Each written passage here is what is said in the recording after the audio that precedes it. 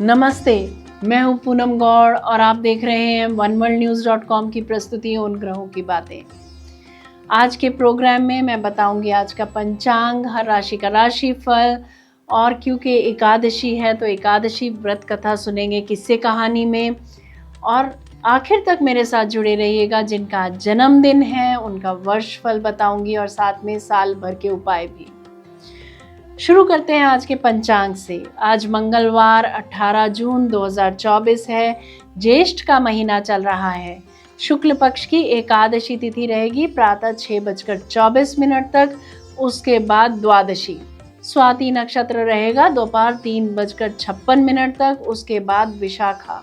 शिव योग रहेगा रात्रि 9:39 तक। उसके बाद सिद्ध योग। राहु काल रहेगा दोपहर 3 बजे से शाम 4:30 बजे तक। त्रिपुष्कर योग रहेगा दोपहर 3:56 से 19 जून प्रातः 5:24 तक। एकादशी को शिम्बी यानी सेम खाने से पुत्र का नाश होता है, ऐसा ब्रह्मवैवर्त पुराण के ब्रह्मखंड में कहा गया है। दिशाशूल रहेगा उत्तर। आज राम लक्ष्मण द्वादशी है। आज निर्जला एकादशी व्रत है।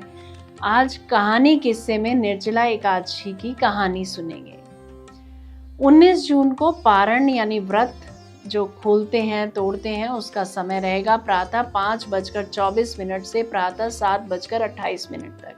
ये था आज का पंचांग। बात करते हैं राशिफल की। मैं यहाँ बता देती हूँ कि मैं राशिफल चंद्र राशि से या नाम अक्षर से बताती हूँ। शुरू करते हैं मेष राशि से। समाज सेवा के कार्यों में धन खर्च हो सकता है। उच्च अधिकारियों से गुप्त संबंध बनेंगे।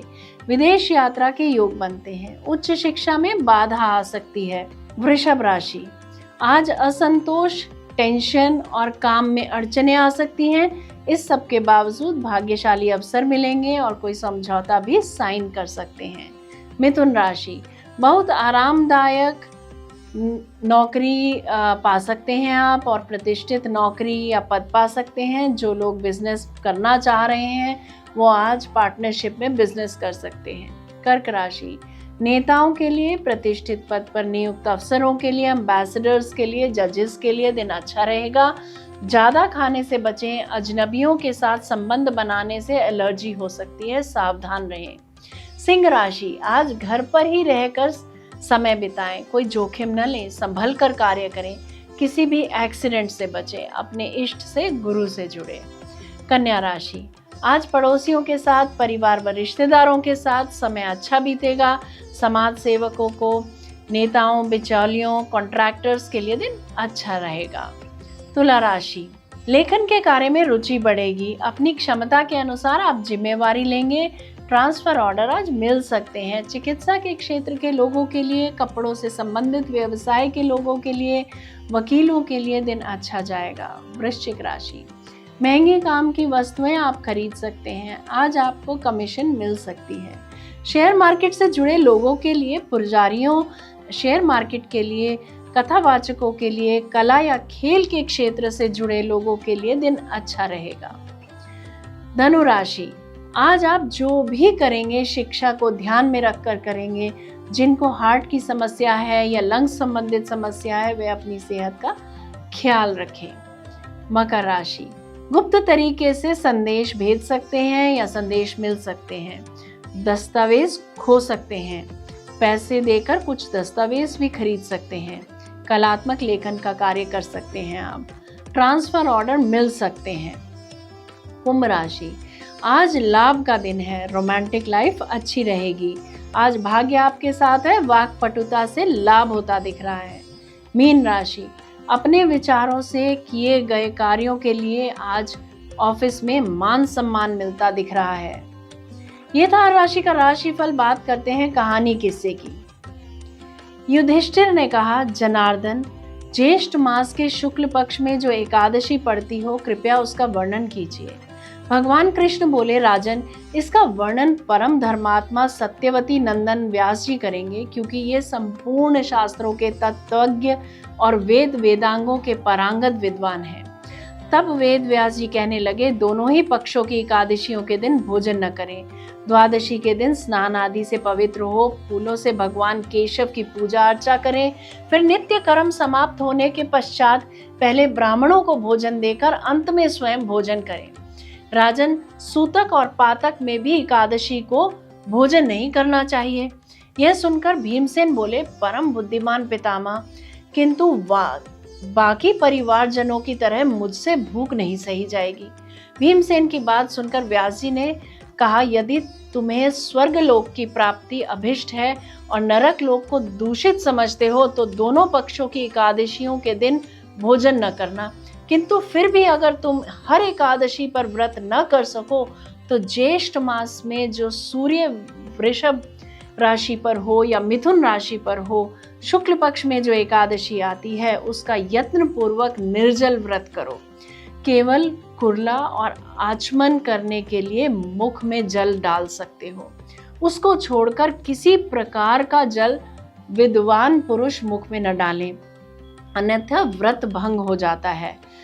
तदनंतर द्वादशी को प्रभात काल में स्नान करके ब्राह्मणों को विधि पूर्वक जल और अपनी क्षमता अनुसार दान करें। इस प्रकार सब कार्य पूरा करके जितेंद्रिय पुरुष ब्राह्मणों के साथ भोजन करें। वर्ष भर में जितनी एकादशियां होती हैं उन सब का फल निर्जला एकादशी के सेवन से मनुष्य प्राप्त कर लेता है। इसमें तनिक भी संदेह नहीं है। शंख, चक्र और गदा धारण करने वाले भगवान केशव ने मुझसे कहा था कि यदि मानव सबको छोड़कर एकमात्र मेरी शरण में आ जाए और एकादशी को निराहार रहे तो वह सब पापों से छूट जाता है।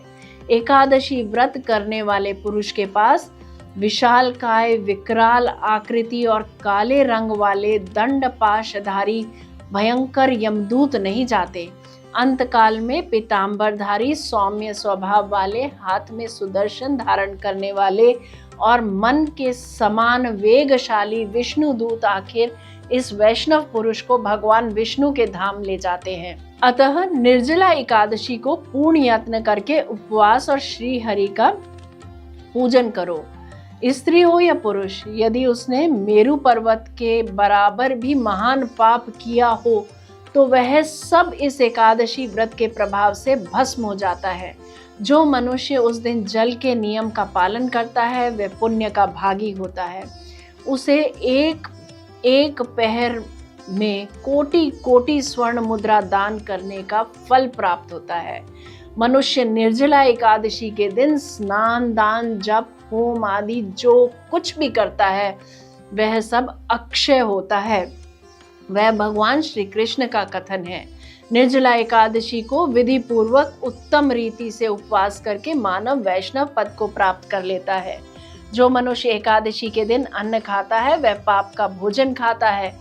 इस लोक में वह चंडाल के समान है और मरने पर दुर्गति को प्राप्त होता है। जो ज्येष्ठ के शुक्ल पक्ष की एकादशी को उपवास करके दान करेंगे वे परम पद को प्राप्त होंगे। कुंती नंदन, निर्जला एकादशी के दिन श्रद्धालु स्त्री पुरुष के लिए जो विशेष दान और कर्तव्य विहित है उन्हें सुनो। उस दिन जल में शयन करने वाले भगवान विष्णु का पूजन और जलमयी धेनु का दान करना चाहिए अथवा प्रत्यक्ष धेनु या धृतमयी धेनु का दान उचित है।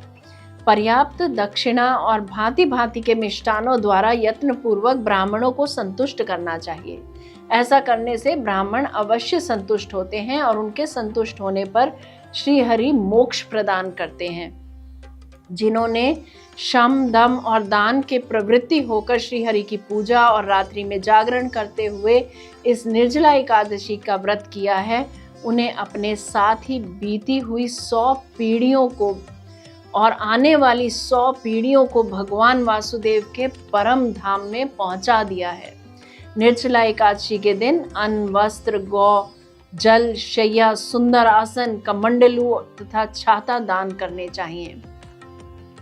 जो श्रेष्ठ तथा सुपात्र ब्राह्मण हो उसे जूता दान करना चाहिए। वह सोने के विमान पर बैठकर स्वर्गलोक में प्रतिष्ठित होता है।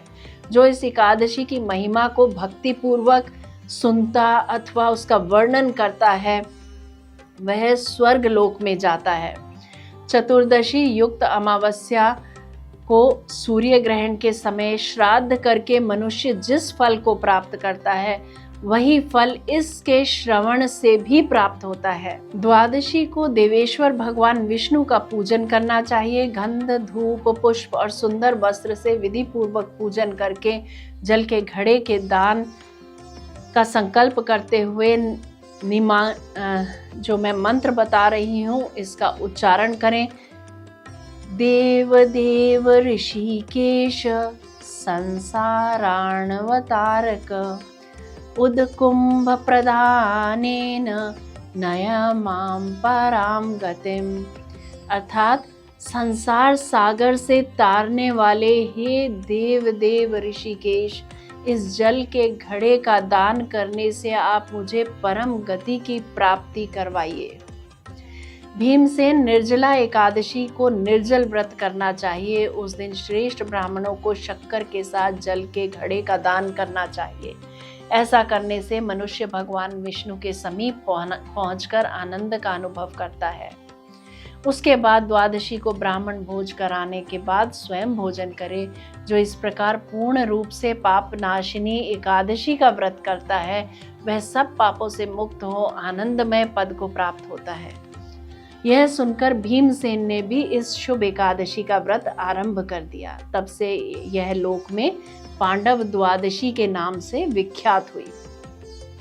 अब बात करते हैं जिनका जन्मदिन है। A very very happy birthday to you. Enjoy your day. वर्ष 2024 आपके लिए बदलाव का वर्ष सिद्ध होगा। विधाता आपको बहुत सारे विकल्प देगा। चुनना आपको है कि आप किस दिशा में जाना चाहते हैं।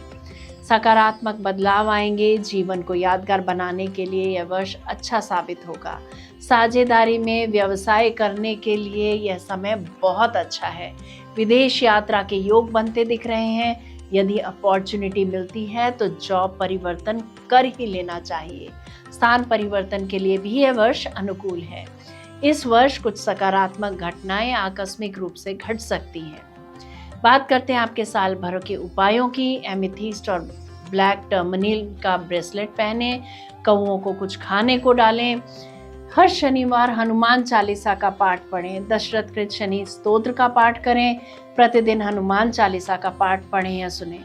मांस मदिरा का सेवन कदापि न करें। नौकरों से और वृद्ध लोगों का सम्मान करें और इनके साथ बुरा व्यवहार बिल्कुल भी न करें। शनिवार को पीपल में जल चढ़ाएं। पीपल के वृक्ष लगाएं और उनको सींचें।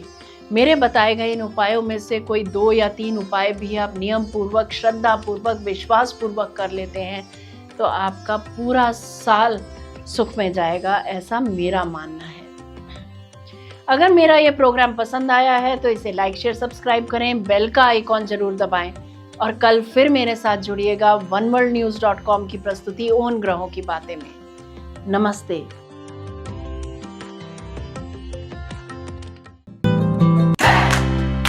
Press the bell icon to never miss a video from One World News.